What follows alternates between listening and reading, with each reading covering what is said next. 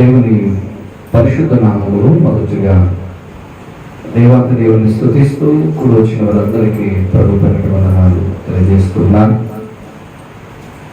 క్రీస్తునందు ప్రియమైన దేవుడులారా, ఈ రాత్రికాల సమయంలో ప్రత్యేకించి మరొక ప్రాముఖ్యమైన విషయం ఈ శ్రీల కూడికలు మనం నేర్చుకోవడానికి మనం ప్రయత్నించేద్దాం. ఈరోజు మనం ధ్యానించే ఆ స్త్రీ ఎవరు అనంటే ప్రవక్తల శిష్యులలో ఒకరి భార్య. ఎవరు ఈ ప్రవక్తలు అనంటే పేరు తెలియబడలేదు, కానీ ప్రవక్త పేరు లేదు, అతని భార్య పేరు కూడా లేదు, ఇరువురు పేర్లు లేవు. దేవుడు ఒక ప్రత్యేకమైన విషయాన్ని మనకు చెప్పాలని ఆయనను ఎవరైతే వెంబడిస్తారో, లేకపోతే ఎవరైతే ఆయన కలిగి ఉంటారో అలాంటి వారి విషయంలో దేవుడు ఏ విధమైనటువంటి శ్రద్ధ కలిగి ఉన్నాడో ఈ వాక్య భాగం మనకు జ్ఞాపకం చేస్తుంది. దేవుడు మనము చేసే భక్తి నిస్వార్థమైనటువంటి భక్తి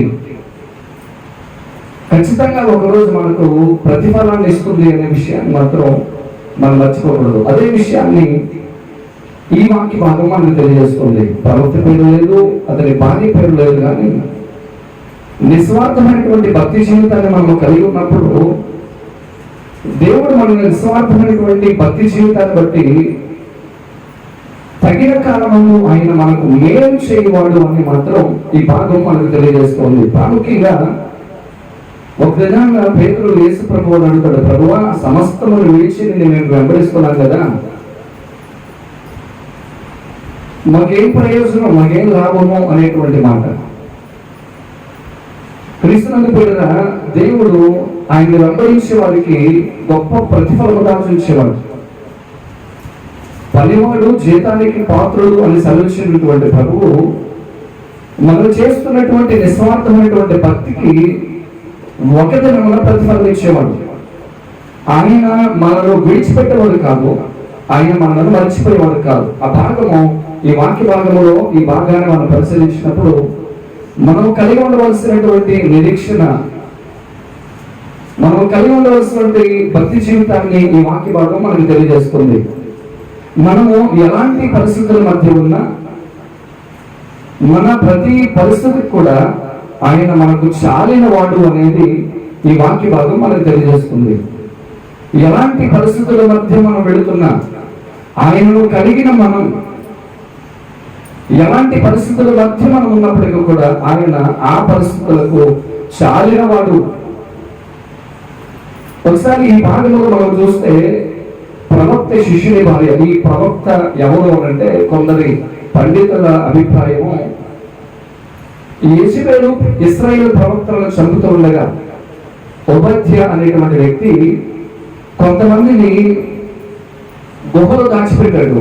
50 మంది గాను 100 మంది గాను గుహలో దాచిపెట్టాడు కొంతమంది ప్రవక్తలని. ఓబద్య అనే వ్యక్తి యెజబెలు ప్రవక్తలను చంపే సమయంలో, బయలు ప్రవక్తలను ఏలియా చంపినటువంటి ఆ కాలంలో యెజబెలు ఇశ్రాయేలు ప్రవక్తలను చంపుతున్న తరుణంలో ఓబద్య ఏ ప్రవక్తలను అయితే దాచిపెట్టాడో ఆ ప్రవక్తలలో ఒకరి భార్య అని పండితుల యొక్క అభిప్రాయం. ఈ యొక్క స్థితిని మనము పరిశీలించినప్పుడు ఈ ప్రవక్త యొక్క భార్య యొక్క స్థితిని మనం చూస్తే మొట్టమొదట ఆమె ఒక విధవరాలు ఉన్నది అనే విషయము మనకు స్పష్టమవుతుంది.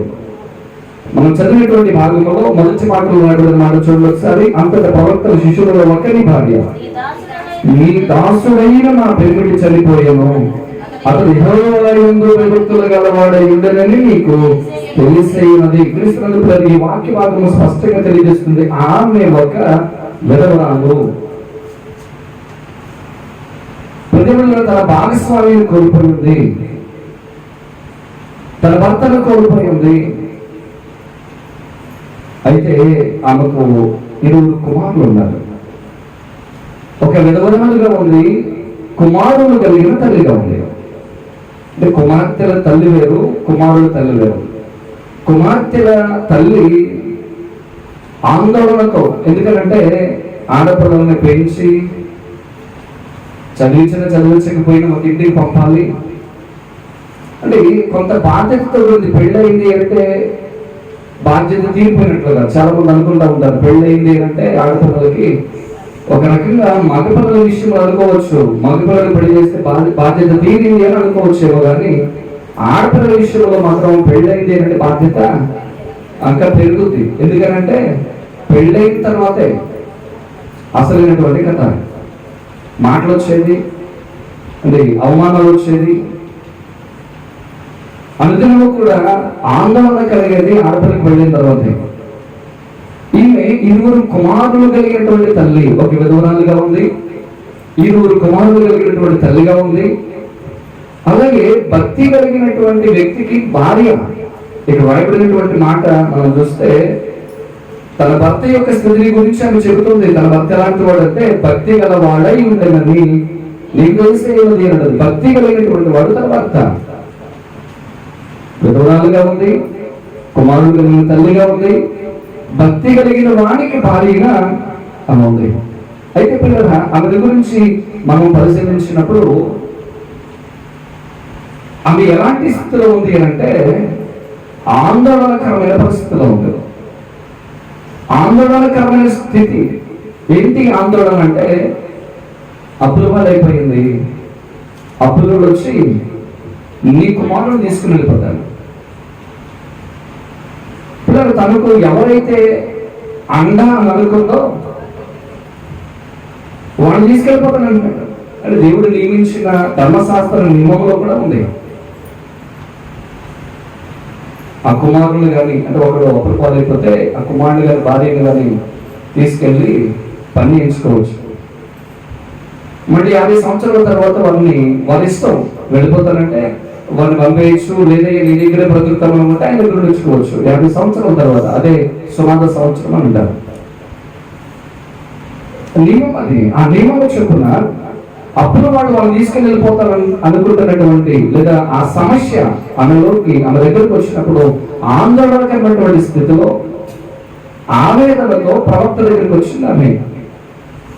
ఆందోళన ఆవేదనల మధ్య ప్రవక్త దగ్గరకు వచ్చింది. ఆమె గురించి మనం ఆలోచన చేస్తే మొట్టమొదటి ఆమె అప్పుడు వచ్చేకపోయింది. భర్త ఉన్నప్పుడు అప్పులైనయో, భర్త చనిపోయిన తర్వాత బిడ్డల సరిగ్గా విషయంలో అప్పులైందో, ఏ విధంగా చేతనైనా ఆమె అప్పులు పాలైపోయింది. ఆమె అనుకుంటుంది పిల్లలు చేయొద్దు వచ్చిన తర్వాత వారి ద్వారా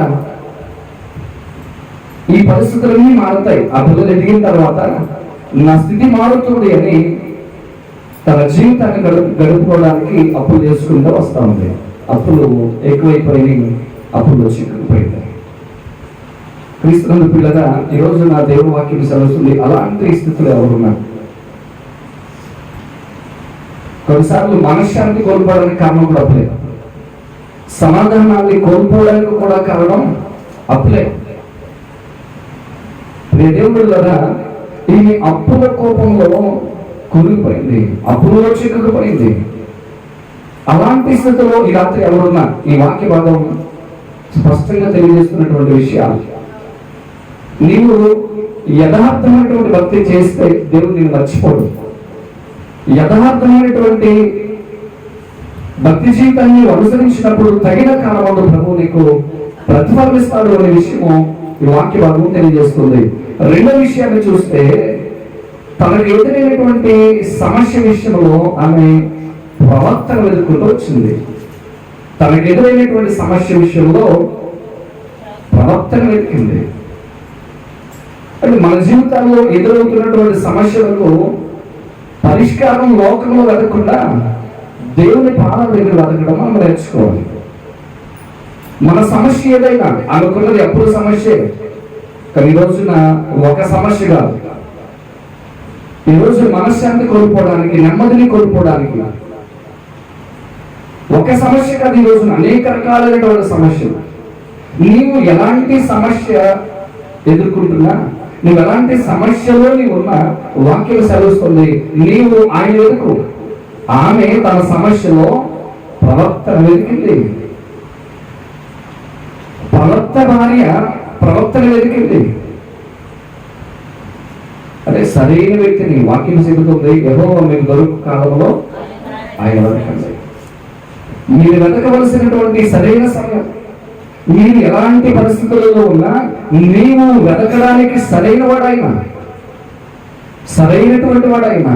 ఈమె ప్రవక్త ఎలీషాను ఆశ్రయించింది, ఎలీషా దగ్గరికి వచ్చింది. ఇక మూడో విషయానికి వస్తే అసహనం, ఆందోళన ఆయన ఆవరించాయి. అసహనం, ఆందోళన. అసహనం ఏంటంటే పిల్లలు వెళ్ళిపోతే నా బ్రతికేలాగా. ఆందోళన ఏంటంటే మరి పిల్లలు వెళ్ళిపోతే నా జీవనం ఎలాగా, ఇంకా నేను ఎవరో కొరకు బ్రతకాలి. ఆయన చనిపోయాడు, 2 పిల్లలు ఉన్నారు. అంటే తల్లి ఎప్పుడు కూడా ఆలోచన చేసేది, పిల్లలు పుట్టక ముందు ఆ స్త్రీకి భర్త మీద మమకారం, పిల్లలు పుట్టిన తర్వాత అలాగే భర్త మీద ప్రేమ మీద తగ్గదు, కానీ ప్రేమ కొంచెం డైవర్ట్ అవుతుంది. పిల్లల మీద మమకారం. ఏమంటారంటే నేను పిల్లల కోసం బ్రతుకుతున్నాను. భర్త చనిపోయాడు, ఈమె నేను బ్రతికేది వంటి ఎవరి కొరకు అంటే నా పిల్లల కొరకే బ్రతుకుతున్నాను, శక్తిని కూడగట్టుకుని నా బిడ్డల కొరకే బ్రతుకుతున్నాను. అదే పరిస్థితుల్లో ఒకటి అలా తన బిడ్డల కొరకు బ్రతుకుతున్న సమయంలో ఒక మాట అప్పుడు చెప్పినారు, అప్పుడు తెచ్చలేవు నువ్వు, నీ పిల్లలు నేను తీసుకెళ్ళిపోతున్నాను, నా దగ్గర పని చేయించుకోవడానికి మనం తీసుకెళ్ళిపోతున్నాను అన్నప్పుడు ఆమెలో ఒక ఆందోళన, నా భవిష్యత్తు ఏంటి, నా పిల్లల పరిస్థితి ఏంటి. ఆ సమయంలో ప్రవక్త దగ్గరికి వచ్చింది. 4వ విషయాన్ని మనం పరిశీలించినప్పుడు ఆమె ఇంట్లో నూనె కొండ ఉంది అనే విషయం మనం పరిశీలిస్తాం. అయితే ఆందోళన మధ్య ఎలీషా ప్రవక్త దగ్గరికి వచ్చినప్పుడు ఎలీషా ప్రవక్త 2 ప్రశ్నలు వెంటనే అడుగుతున్నాడు. నీకు ఏం కావాలి, ఏముంది నీ ఇంట్లో, నన్ను ఏం చేయమంటావు, నీ ఇంట్లో ఏముంది అనేటువంటి మాటలు ప్రవక్త ఆమె అడగడం మనం చూస్తాం. అడిగినప్పుడు ఆమె చెబుతుంది, అయ్యా నా ఇంట్లో నూనె కొండ తప్ప మరి ఏమీ లేదు. ఇంట్లో ఏముందట, నూనె కొండ ఉంది. ఈ నూనె ఒకటి దీపం వెలిగించడానికి, 2వది వంట చేసుకోవడానికి. నా ఇంట్లో నూనె తప్ప ఇంకేమీ లేదు. అది దీపం వెలిగించుకోవడానికి ఆ నూనె ఉంది, వండుకోవడానికి ఈ నూనె ఉంది. ఇప్పుడు చాలా పొదుపుగా వాడాలి, ఎందుకంటే ఒక పని కొరకు కాదు. ఇప్పుడు అది ఒకవేళ వండుకోవడానికి లేకపోయినా చీకటి పడిన తర్వాత వెలుతురు కోసమైనా జాగ్రత్తగా పొదుపుగా వాడుకోవాలి. నా ఇంట్లో నూనె కొండ తప్ప మరి అవేం కలిగి ఉంది, నూనె కొండ కలిగి ఉంది. ప్రతిబిడ ద్వారా ఇక 5వ విషయాన్ని మనం జ్ఞాపకం చేసుకుంటే ఆమెలో సంపూర్ణ విశ్వాసం ఉంది. ఆమెలో ఏముంది, సంపూర్ణ విశ్వాసం. ఆ భాగాన్ని మనం చదివినప్పుడు, అమ్మ నీ ఇంట్లో నూనె కొండ ఉంది కదా, నీవు వెళ్ళి నీ పొరుగు వారి కొండలు తీసుకుంటా, ఆ నూనె అందులో పని చెప్పినట్లే వెళ్ళి చేసింది. ఇక 6వ విషయానికి వస్తే ఆమె తన పొరుగు వారితో సఖ్యతగా ఉంది. తన పొరుగు వారితో సఖ్యత లేకపోతే కొండలు ఇచ్చేవాళ్ళ. పరిభాషలో జాడీలు, నూనె కొరకు జాడీలు అనమాట. పక్కించుకు వెళ్ళి జాడీ అడిగితే ఎవరిస్తారు? ఒకప్పుడు జాడీలు ఉన్నాయి. అంటే జాడీలు ఎవరైనా ఎదిరిస్తారా? ఎవరు జాడీలు వాళ్ళు. కారంతో జాడి, పచ్చళ్ళలో జాడి, ఇంకొకటి ఉప్పు కూడా జాడి వాడేవారు. ఈమెకు నూనె కావాలి, జాడి గిన్నెలు కావాలి. పొరుగు వారిని తన పిల్లలు చెబుతున్నారు, మీరు వెళ్ళి పొరుగు వారి గిన్నెలు అండి. వెళ్ళి అడిగినప్పుడు వాళ్ళు గణించారు. అంటే సఖ్యత ఉంటేనా లేకపోతేనా? అంటే సఖ్యత ఉంది, పొరుగు వారితో సఖ్యత ఉంది. వాక్యం చెబుతున్న మాట కూడా అదే. మనం పొరుగు వారితో సఖ్యతగా ఉండాలి, సమాధానంగా ఉండాలి. పొరుగు వారందరితో సమాధానంగా ఉండాలి. ఆమె జీవితం మనకు నేర్పిస్తున్నటువంటి ప్రాముఖ్యమైనటువంటి విషయాలు. క్రీస్తునందు పిల్లగా ఈ రాత్రి మనం పరిశీలిస్తే ఆమె జీవితంలో మనం నేర్చుకోవాల్సింది, ఆమె ఉన్న స్థితిలో దేవుని సహాయం కోరుకుంటూ వచ్చింది. ఆమె ఉన్న స్థితిలో దేవుని సహాయం కోరుకుంటూ వచ్చింది. ఇక చివరికి 7వ విషయానికి వస్తే సమృద్ధితో నింపబడింది. దేవునికి మహిమ కలుగును గాక. సమృద్ధితో నింపబడింది, నెమ్మదితో నింపబడింది. ఆమె స్థితి మారిపోయింది. ఆ నూనె కుండల్లో పోస్తారు. పిల్లలు చెబుతుందరే మీరు వెళ్ళి కాబట్టండి అంటే వాళ్ళు అంటారు, అమ్మ దాదాపు మన చుట్టూ ఉన్న అందరికీ నీళ్ళు ఇచ్చారమ్మా, ఎవరింటికి వెళ్ళినా ఇంకా లేవయ్యా అంటున్నారు. ఇంకా లేవమ్మా అనగానే ఆ నూనె ఆగిపోయింది. ఆగిపోయిన వెంటనే ఈమె మళ్ళీ ప్రవక్త దగ్గరికి వెళ్ళింది. అయ్యా నువ్వు చెప్పినట్లు నేను చేశాను, నూనె నా ఇంట్లో కొందరన్నిటిలో నింపాను, ఏం చేయమంటావు? ఆయన అంటున్నాడు, అన్ని అప్పు తీర్చుకో, ఇంకా ఉంటుంది, నీవు నీ కుమారుడు బ్రతకండి. పిల్లగా ఆమె వెళ్ళినప్పుడు వేదనతో వెళ్ళింది. ప్రవక్త చెప్పిన మాట చొప్పున విశ్వాసంలో ఎప్పుడైతే విధేయతతో చేసిందో సమృద్ధితో నింపబడింది. ఈ రాత్రి దేవుని వాక్యం కూడా జ్ఞాపకం చేస్తుంది, నీ సమృద్ధికి లేకపోతే నీ సంతోషానికి నీ సమాధానానికి పరిష్కారం నీ దగ్గర ఉంది. మీరు గమనించండి, దేవుడు ఏదైనా చిన్నది అనుకున్న దగ్గర నుండి అద్భుతాలు చేస్తాడు. చిన్నది అరచేయంత మేఘం వచ్చింది, భారీ వర్షాలు పడ్డాయి. అది చిన్నదే. అప్పం, చిన్న అప్పం, మొదటి అప్పం ప్రవక్తకి ఇస్తే కరువు సంవత్సరాలలో అది ఆ పిండి అయిపోలేదు, నూనె తక్కువ కాలేదు. అదే దేవుడు ఏది చేసేది చిన్న వాటితో అద్భుతాలు చేసేవాడు, గొప్పలు చేసేవాడు. 5 రొట్టెలు 2 చిన్న చేపలు, ఆయన చిన్న వాటితో గొప్ప కార్యం చేసేవాడు. నీ దగ్గర ఉన్నది ఏముంది అంటే ఏమీ లేదనొచ్చేమో, ఉన్నది కొంచెమైనా దేవుడు నీ జీవితంలో నా జీవితంలో అద్భుతాలు చేసేవాడు. నీవు సంపూర్ణముగా ఆయన యందు విశ్వాసాన్ని కనబరిచినప్పుడు, సంపూర్ణమైనటువంటి విధేయత కలిగిన జీవితాన్ని నువ్వు కలిగి ఉన్నప్పుడు దేవుడు నీ జీవితంలో చేసే అద్భుతాలు ఈమె తన జీవితం ద్వారా దేవుడు మనకు జ్ఞాపకం చేస్తున్నటువంటి మాటలు. అయితే పిల్లగా ఆ ఇంట్లో ఎలాగైతే తన అవసరము తీర్చే ఒక వస్తువు ఉందో, ఈ రోజున మన అవసరాలు తీర్చే లేదా మన స్థితిని మార్చే, మనకును సమృద్ధినిచ్చే, మనకును సమాధానమిచ్చే నూనె మన దగ్గర ఉండాలి. ఆ నూనె ఏంటి అంటే వాక్యం చెబుతుంది కదా, ప్రార్థన. నూనె ఏంటది? ప్రార్థన అనే నూనె. ప్రార్థన అనే నూనె మనం కలిగి ఉన్నప్పుడు దేవుడు మన జీవితంలో కూడా ఆ ప్రవక్త శిష్యుని భార్య జీవితంలో చేసినటువంటి అద్భుతం దేవుడు మన జీవితంలో కూడా జరిగిస్తాడు. ఆమె జీవితంలో ఎలాగైతే ప్రార్థన అనుభవాన్ని కలిగి ఉందో, ఈ రోజు మనము కూడా అలాంటి ప్రార్థన అనుభవాన్ని కలిగి ఉన్నప్పుడు దేవుడు మన జీవితాలను కూడా సమృద్ధిలోనికి నడిపిస్తాడు. ఆందోళనలు తొలగించి ఆవేదనలో నుండి మనలను సమాధానంలోనికి నడిపించబడి ఉన్నాడు. కనుక పిల్లగా మనము ప్రార్థించినప్పుడు గొప్ప కార్యాలు చూస్తాం. ప్రార్థించడం ద్వారా కొన్ని విషయాలు మనం ఈ సమయంలో జ్ఞాపకం చేసుకున్నాం. ఆమె ప్రవక్త దగ్గర మొదలుపెట్టుకుంది. ఈ రోజున మనం మన అవసరతలో మన దేవుని యొక్క మొర పెడితే మొదటి విషయం చూద్దాం. కీర్తనలో 34వ కీర్తన, కీర్తనలో 34వ కీర్తన 17వ వచనం చూడండి. నీతిమంతులు మొదలుపెట్టగా యెహోవా ఆలకించును, వారి శ్రమలన్నిటిలో నుండి వారిని విడిపించును. దేవునికి మహిమ కలుగును గాక.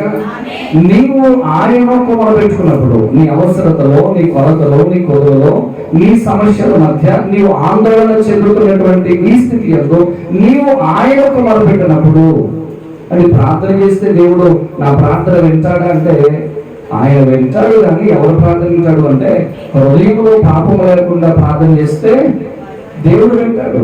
నువ్వు యథార్థంగా ప్రార్థన చేస్తే నీ యథార్థమైనటువంటి ప్రార్థన ద్వారా నీవు ప్రతిఫలం పొందుతావు. ఇక్కడ రాయబడుతున్న నీవు ఆయనకు మొరపెట్టినప్పుడు, నువ్వు ఆయనకు మొరపెట్టినప్పుడు నీ శ్రమలలో నుండి ఆయన నిన్ను విడిపిస్తాడు.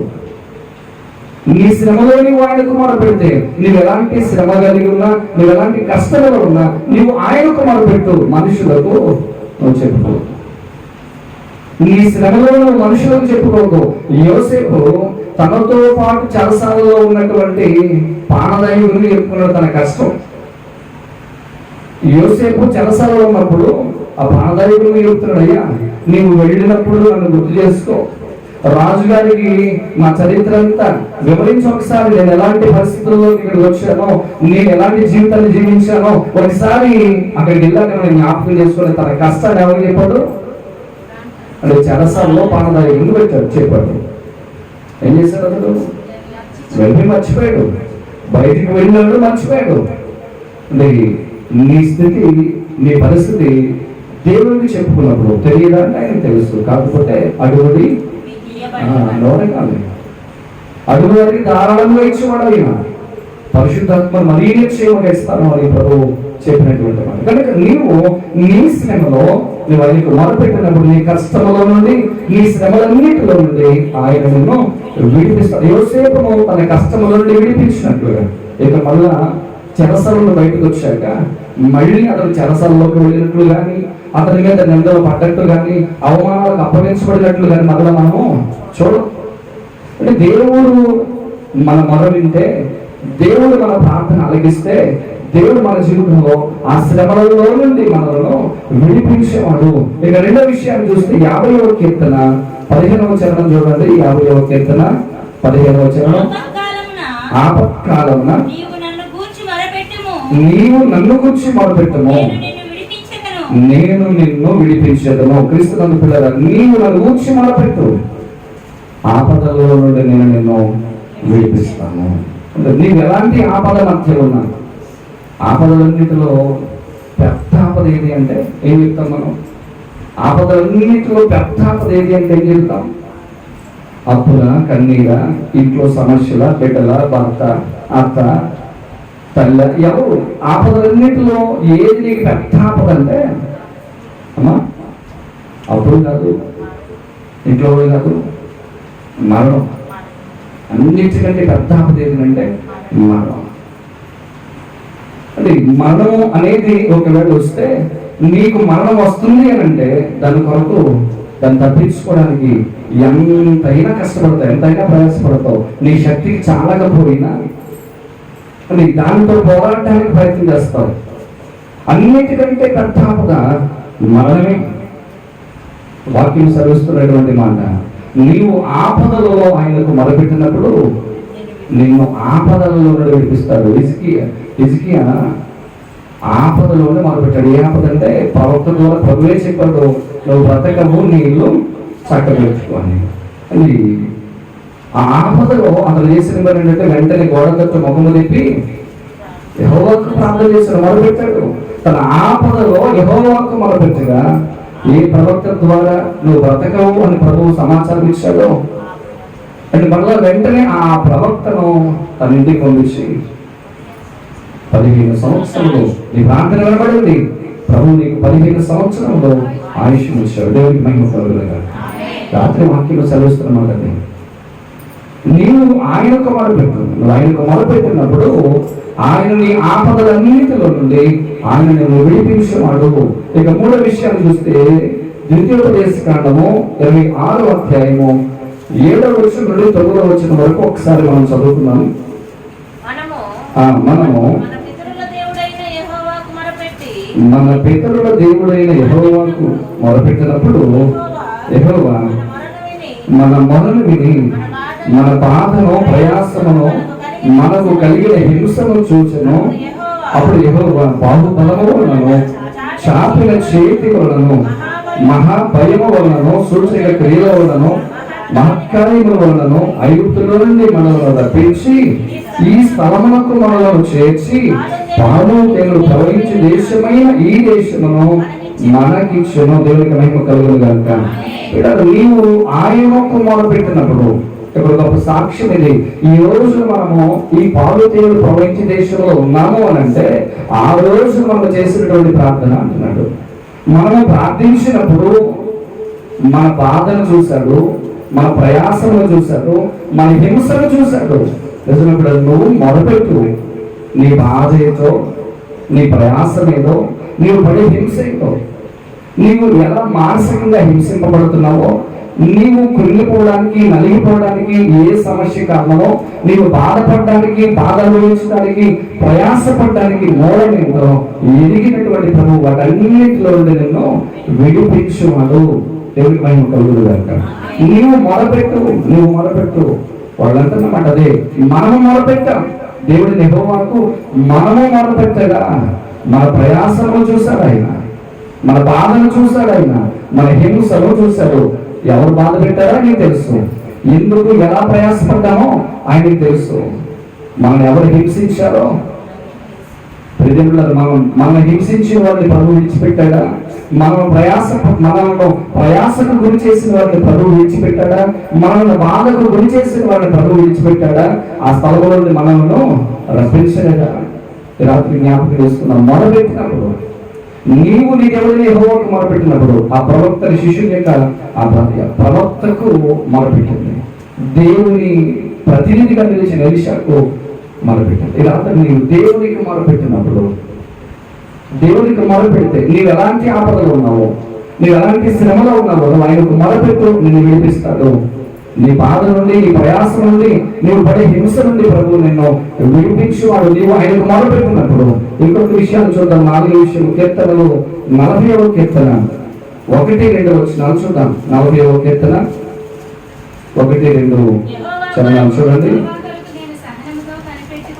యెహోవా కొరకు నేను సహనముతో కనిపెట్టుకుంటుని, ఆయన నాకు చెవియొగ్గి నా మొర ఆలకించెను. నాశనకరమైన గుంటలో నుండి, జిగట గల దొంగ ఊపిలో నుండి ఆయన నన్ను పైకెత్తెను. నా పాదములు బండ మీద నిలిపి నా అడుగులు స్థిరపరచెను. దేవునికి మహిమ కలుగును గాక. నేను ఆయనకు మొరపెట్టాను, ఆయన నా మొర ఆలకించాడు. ప్రియులారా, ఆయనకు మొరపెట్టినప్పుడు ఆలకించాడు అని అంటే అతను చెబుతున్నాడు నాశనకరమైన ఆ స్థితిలో ప్రభువు అని జ్ఞాపకం చేస్తున్నాడు. అక్కడ చెప్పబడినటువంటి మాట, ఆయన నన్ను పైకెత్తెను అంటాడు. నేను మొదలుపెట్టగా ఆయన నన్ను పైకెత్తాను. అంటే ఇంటి ముందు అప్పులు వచ్చి గోల చేశారు. ఈమె వెళ్ళి వడ్డీతో సహా వాళ్ళకి చెల్లించింది. ఇంటి చుట్టుపక్కల ఉన్న వాళ్ళందరూ ఈ అప్పుల మాట విన్నప్పుడు ఎంత అవమానం. అప్పులవాడు వచ్చి ఇంటి ముందు కేకలేస్తూ ఉంటాయి, ఇంటి వాడికి ఎంత అవమానం. పిల్లరా, ఎక్కడైతే అవమానపరచబడిందో అక్కడే గణపరచబడింది. ఆమె తల ఎక్కువ. ప్రియ దేవుడులాగా ఒక రకంగా ఈ శ్రమ ఆమెకు మేలుకరంగా మార్చబడింది. అంటే అప్పుడు ఇంటికి వచ్చి గొడవ చేయబట్టి ఏమైందంటే, ఒక ప్రక్క అప్పు తీరిపోయింది, మరొక ప్రక్క తాను తన బిడ్డలు సంతోషకరమైన జీవితాన్ని జీవించడానికి మార్గం ఏర్పరచబడింది. కనుక శ్రమ వచ్చుట నాకు మేలాయేనో అని కీర్తన గారు చెబుతున్నాడు. కానీ ఈ రాత్రి వాక్యం సెలవుస్తుంది, నీవు ఆయనకు మొరపెట్టు, నేను పైకెత్తువాడు ఆయన, మనుషులు కాదు. అంటే మనుషులు నేను గొప్ప చేయలేదు, మనుషులు నీకు ఏమీ చేయలేదు. నీ స్థితిని మనుషులు అవ్వను మార్చలేదు. నీవు ఆయనకు మొరపెట్టినప్పుడు ఆయనే నీ స్థితిని మార్చేవాడు. అప్పటి వరకు అప్పుల బాధ అనుభవించినటువంటి ఆమె ఇప్పుడు సమాధాన స్థితిలోకి వచ్చింది. ఈరోజు వాక్యం సెలవిస్తున్న మాట కూడా అదే. నీవు ఆయనకు మొరపెట్టినట్లయితే సమస్త వేదనకరమైన పరిస్థితులలో నుండి ప్రభువు నిన్ను పైకెత్తువాడు, పడగొట్టేవాడు కాదు. నీవు నిలబెట్టేవాడు. ఎలాంటి పరిస్థితుల మధ్య నీవు కృంగిపోతున్నా నీ తల ఎత్తువాడు ఆయన. నీ అడుగులు చిక్కకుండా నిన్ను ఉన్నతమైనటువంటి స్థలములకు హెచ్చించేవాడు ఆయన, నేను పైకెత్తువాడు ఆయన. నీవు ఆయనకు మొరపెట్టినప్పుడు. ఇంకొక విషయాన్ని చూడండి, 55వ సంకీర్తన 22వ చరణం. 55వ సంకీర్తన 22వ చరణం. నీ భారం యెహోవా మీద మోపును, ఆయనే నిన్ను ఆదుకొనును, నీతిమంతులను ఆయన ఎన్నడును కదలనీయడు. దేవునికి మహిమ కలుగును గాక. రాబడుతున్న మరొక మాట, నీవు ఆయనకు మొరపెడితే ఆయనే నిన్ను ఆదుకునేవాడు, మనుషులు కాదు, ఆయనే నిన్ను ఆదుకునేవాడు. నీవు మొరపెట్టు. నువ్వు దేవునికి మొరపెట్టినప్పుడు నీతిమంతులను ఆయన కదలనీయడు. నీవు భయపడవలసిన పని లేదు, చుట్టూ చూడాల్సిన పని లేదు, ఎవరు కొరకో ఎదురు చూడవలసిన పని లేదు, ఎవరో ఎదురు చేస్తారని చెప్పి నీవు వారి వైపు చూడవలసిన పని లేదు. ప్రభు నిన్ను కదలనీయడు. నీవు ఆయన కోమల పెట్టినప్పుడు నీ భారం ఏదైనా, నీ మోస్తున్నటువంటి బాధ్యత ఏదైనా, ప్రభు అంటున్నటువంటి మాట, ప్రభువే నిన్ను ఆ పరిస్థితుల్లో ఆదుకునేవాడు. నువ్వు మోస్తున్న భారం ఏదైతే ఉందో ఆ సమయంలో ఆయనే నిన్ను ఆదుకునేవాడు. చివరి ఒక మాట చూసుకుందాం. కీర్తనల గ్రంథము 56వ కీర్తన 9వ చరణం చూడండి. నేను మొరపెట్టు దినమున నా శత్రువులు వెనుకకు తిరుగుదురు. దేవుడు నా పక్షమున ఉన్నాడని నాకు తెలియదు. దేవుడికి మహిమ కలుగును గాక. క్రీస్తునందు పిల్లలు ఇక్కడ చెప్పబడుతున్న మరొక విషయము మనం పరిశీలిస్తే, నీవు ఆయనకు మొరపెట్టినప్పుడు నీ శత్రువులు వెనుకకు తిరుగుదురు. పిల్లరా, నేను భయపెట్టే శత్రువు ఎవరైనప్పటికీ కూడా, పిల్లరా, నీకు భయం పుట్టించే పరిస్థితి ఏమైనప్పటికీ కూడా వారు వెనుకకు తిరుగుదురు. ఎవరికి చెప్పాలి? ఎవరికి చెప్పాలి? నీవు దేవునికి మొరపెట్టినప్పుడు, నువ్వు ఆయనకు మొరపెట్టినప్పుడు ప్రభువే ప్రభువే నీ శత్రువులు వెనక్కకు వెళ్ళే విధంగా వెనక్కు మరిగిపోతారు. నువ్వు ఆయనకు మొరపెట్టు అంటే నీ ఎద్దకు వారిని రానివ్వడు. ఎందుకంటే వారితో ఆయనే ఎదుర్చేవాడు. నీ పక్షమున నేనే యుద్ధం చేస్తానని సెలవిచ్చినవాడు. కనుక ప్రియదేవుడు కదా, వాక్యం సెలవుస్తుంది, వారు అవమానపరచబడతారు. శత్రువులు నీవు ఎప్పుడైతే మొరపెడతావో అంటే నీకు ఏ హాని చేయడానికి వారు బయలుదేరినా, నీకు ఏ నష్టం కలిగించడానికి వారు బయలుదేరినా, నీవు ఆయనకు మొరపెట్టినప్పుడు ఆయనే నీ శత్రువుల వెనుకకు అవమానపరచువాడైనా వారిని అవమానపరుస్తాడు. ఇంకొక విషయాన్ని చూడండి, యెషయా గ్రంథం 30:19 యెషయా గ్రంథం 30:19 ఒకసారి చూడండి. సియోనులో యెరూషలేములోనే ఒక జనము కాపురముండును. జనమా, నీవిక ఎంత మాత్రము కన్నీళ్లు విడువవు. ఆయన నీ మొరవిని నిశ్చయముగా నిన్ను కరుణించును.